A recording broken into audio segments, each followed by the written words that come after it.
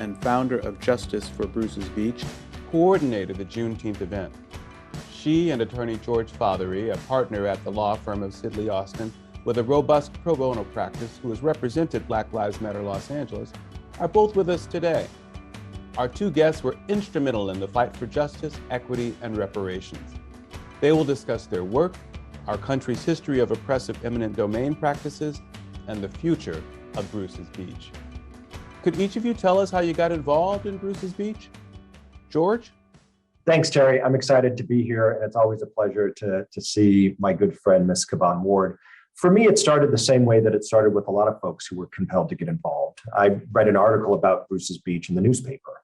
And like others who read that story, I was struck by the injustice and also inspired by the business success of these amazing entrepreneurs whose story we had never heard and whose legacy had been so prematurely erased, or so it seemed. As a lawyer, the first thing I did was research what the Bruce's heirs' rights were. We're taught as lawyers that if you or your family have been wronged, the law should provide a remedy to right that wrong. I recruited a colleague and we researched legal claims that the Bruce heirs and their descendants might be able to bring to recover the property. Now, unfortunately, our legal system does not make it easy for descendants of Black people who had their land wrongly taken on the basis of race 100 years ago to get the family's land back. There are a number of legal hurdles, some of them fairly insurmountable, that could prevent these types of claims from going forward in the courts. It's one of a number of examples of our legal system and our social policies falling short on the promise of justice for all. In light of the legal impediments that our research revealed, I initially refrained from reaching out to try to contact members of the family.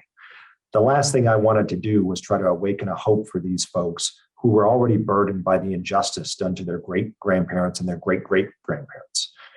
So I waited until Ms. Ward came along, and Ms. Ward ignited a grassroots and community-led, but really national movement to return Bruce's Beach to the heirs of the family.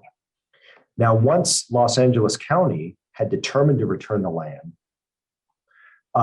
I thought that even though the family doesn't have to bring a lawsuit to get the land back, it's still important that they receive quality legal representation. Two things came to mind. First, this has the potential to serve as a national model to communities around the country and world about how to engage in a process of racial economic reconciliation.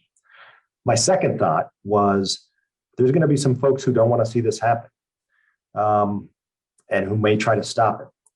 Both thoughts led me to the same conclusion. This has to be done exactly right. There's no room for error, and the family's going to need strong legal representation. So at that point, I made contact with the family. I told them about my training, my experience, and perhaps most importantly, my passion and dedication to getting their family's land back and doing it in a way that could potentially serve as a model for other efforts throughout the country. And the family retained me. But I do want to make clear that none of my efforts could have gone forward without the work that Kavon did. And so, Kavon, would you mind telling how you got involved? Sure, absolutely. I got involved in 2020, shortly after George Floyd was murdered by the police. I was enraged. I wanted to do something. And so I had created an organization that focused on making racial changes around the South Bay. And prior to creating that organization, I was sent a blog post link that talked about what had happened to Charles and Willa Bruce. And initially, I didn't pay attention to it because I was so concerned about Black lives being lost. But the second time it was sent to me, I paid attention. I read it fully. And there was just this anger inside of me and this passion, this fire to do something about it. And so the group I helped found, we decided to hold a picnic at Bruce's Beach to illuminate what had happened to Charles and Willa Bruce, these Black entrepreneurs who were essentially co-founders of Manhattan Beach. And at that picnic, Vivian and Patricia Bruce were there, and they were thanking me for shining light on what had happened to the Bruces. And they also asked if I could speak to their cousin who had been doing some genealogical research for the family. And I did, and given my policy background and my advocacy background, I asked if I could help them not just create awareness around what happened, but to get the land back. And it seemed far-fetched. I don't think folks thought it could happen, but something moved me to say, I'd like to see some policy change that would deed the land back to the family. And so from that point on, I just started to think about creative ways to ensure that this would happen. And so I organized within the community. I aligned myself with organizations like Black Lives Matter. I created a petition with Black Lives Matter through Color of Change. I attended very harmful and abusive city council meetings. I had a march and protest. There were a number of things I did to shed light on what had happened and to call for change. And essentially, when the LA Times covered the story, County Board of Supervisors heard, they took action, and here we are now. And so where are we now with Bruce's Beach? Well, the short answer is that we're not quite done. We've cleared some major hurdles, most notably the passage of legislation in California that allows the county to return the property to the Bruce family. You see, after the city of Manhattan Beach took the land from the family in the 1920s, the city transferred the land to the state of California, and then the state transferred the land to the county of Los Angeles in the mid-1990s. As part of that transfer from the state to the state made the county promise that the county would never transfer the property. And if the county did try to transfer the property would automatically go back to the state.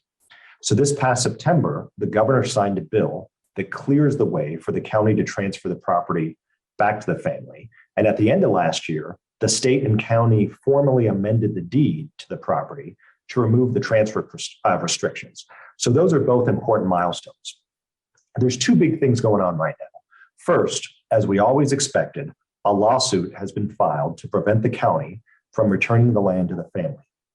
On behalf of the Bruce family, we have intervened in this lawsuit, and we're working with the County of Los Angeles to defend its right to return the land to the family.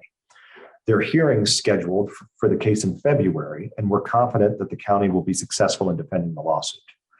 Second, we are in active negotiations with the county to finalize and memorialize the terms and conditions of the transfer. There's a number of issues involved in doing this right. For example, how are tax liabilities handled?